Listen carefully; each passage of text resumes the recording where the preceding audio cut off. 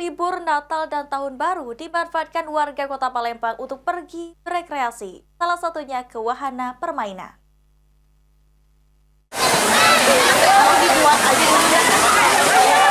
Iya. Libur Natal dan Tahun Baru banyak dimanfaatkan warga Kota Palembang untuk pergi berekreasi. Salah satunya ke wahana bermain, seperti terlihat di wahana bermain air Obi Water Fun dan wahana bermain go-kart yang berada di PS Mall yang padat akan pengunjung.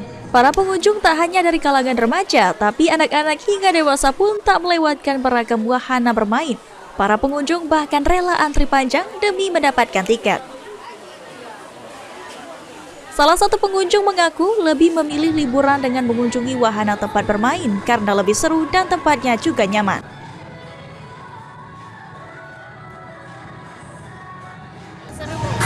Seneng Mbak ya. Selain pacak bermain apa ini? Bisa ngelatih ini juga ya? Iya, melatih belajar juga. Ada kursus double ya atau mandi busan.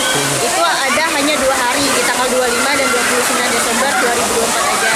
Terus untuk peningkatannya ada peningkatan pengunjung sekitar 50%. Rame karena antusias semua orang tuh lagi menggebu-gebu kan musim liburan, apalagi liburan sekolah. Banyak banget tuh anak-anak yang pergi sini untuk main. Oke.